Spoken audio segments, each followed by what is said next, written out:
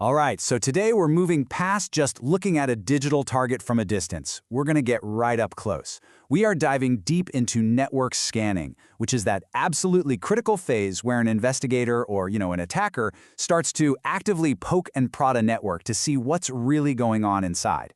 And our guide for this journey is the material straight from the Certified Ethical Hacker certification. This analogy just nails it. It perfectly captures the shift we're talking about. If the first step, reconnaissance, is like seeing a building from way across the street, well, network scanning is you walking right up to it, doing a lap around the perimeter, jiggling the doorknobs, and peeking in the windows. You are no longer being passive, you are actively engaging with your target. So, to put a finer point on it, network scanning is this really methodical process. The goals are pretty straightforward, actually. First, find out which devices are even turned on and connected. Then, for each of those, identify their open ports. Think of these like digital storefronts for different services. And finally, figure out what operating system they're running. This whole process creates a detailed map that can lead you right to potential weaknesses. Now, before you can build that map, you have to understand the language of the land.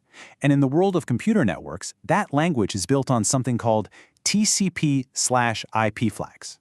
This whole knocking on a door idea is just perfect for explaining TCP/IP flags. Signals like SYN, ACK, and RST, they're really just different kinds of coded knocks. And by sending these signals and carefully analyzing the response you get back, or maybe the lack of a response, a scanner can figure out if a port is open, closed, or maybe even being blocked by a firewall.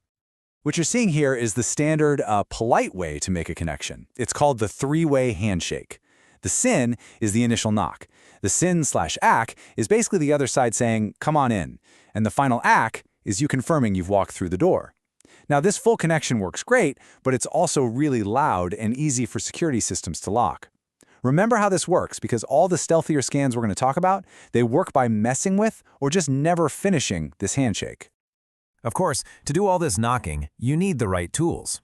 Nmap is the undisputed champion. It's the Swiss Army knife for pretty much any kind of network exploration. Then you have HP3, which is more like a surgical scalpel. It lets you craft very specific, custom packets to test exactly how a system will respond. And then there's Metasploit. That's the whole shebang. It's a complete arsenal that includes scanning, sure, but as part of a much bigger framework for simulating a full-blown attack. Okay, now we're getting to the first real step of the scan, host discovery. Before you can check for open doors on a building, you have to figure out which rooms even have the lights on. In network terms, that means finding which machines are actually online and responsive.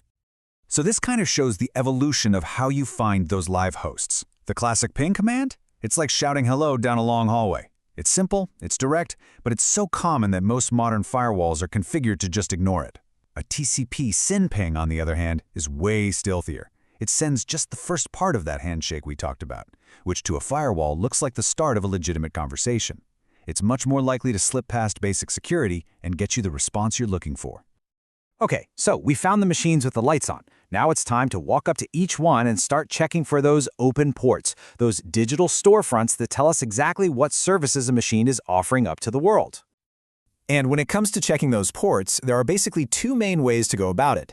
The TCP Connect Scan is the noisy one because it completes that entire three-way handshake. It's super reliable, but it also leaves a huge footprint in the logs.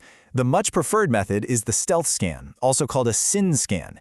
This is clever. It sends the initial knock, gets a response back that the door is open, but then it immediately slams the door shut by sending a reset packet instead of finishing the handshake. It's a half-open scan, and it's far, far less likely to be logged. Right, so once you know which doors are open, you really want to figure out what kind of building you're in. Is it a Windows server, a Linux machine? Active fingerprinting figures this out by sending a whole bunch of tricky, specially designed packets and then analyzing the unique dialect of the response to make a guess. Passive fingerprinting is more like being a spy. You just sit back and eavesdrop on existing traffic, looking for tiny clues like default settings that are telltale signs of a specific operating system. But if you want the absolute ultimate in stealth, you have to look at the idle scan. I mean, this is a brilliant, if pretty complex technique. You basically use an unsuspecting idle computer on the network, so-called zombie, to ask all the questions for you. By pretending to be the zombie and watching for tiny changes in its network traffic, you can figure out if a target's ports are open, all without sending a single packet directly from your own machine. tracing that back to you is, well, it's incredibly difficult. So as you can see, this all leads to this constant cat-and-mouse game. The attackers and the ethical hackers want to gather all this information while the defenders are busy deploying firewalls and intrusion detection systems to stop them. So the question is, how do scanners stay in the shadows? Well, they have a whole bag of tricks. They might use packet fragmentation, splitting their scan into tiny pieces to confuse simple firewalls. They can use source port manipulation, which is like putting on a disguise to make their traffic look like it's coming from a trusted service, like DNS. They can also use IP address decoys to hide in a crowd, making it look like the scan is coming from a dozen places at once. Or they can just route everything through proxies and anonymizers like Tor to hide their real location altogether. Okay, so after hearing about all of these sophisticated ways to probe and evade, you're probably wondering, how on earth does anyone build a defense against this? So let's flip the perspective now and look at the essential strategies for protecting a network. The key is your defense has to be layered. It starts with the basics. Minimize your attack surface. If a service isn't absolutely necessary, just turn it off. Be proactive. Scan your own network to find your weaknesses before someone else does. You should also deploy an intrusion prevention system to automatically spot and block suspicious scanning patterns. Use filtering to stop those forged packets in their tracks. And finally, stop making it easy for them. Use generic server banners that don't just hand over a list of all your software and version numbers. You know, when you boil it all down, all the complex tools, the stealthy scans, the sneaky evasion tactics, and the layered defenses, it all takes place on one single unified battleground. And understanding this landscape from both the offensive and the defensive side, that is the absolute core of modern cybersecurity. And that really brings us to the final big question. In this constant arms race between scanners and defenders, what is the single most critical step? Is it purely technological, like buying a better firewall? Is it procedural, like constantly scanning yourself? Or could it be something else entirely? That's the question that every single organization out there has to consider, and consider very, very carefully.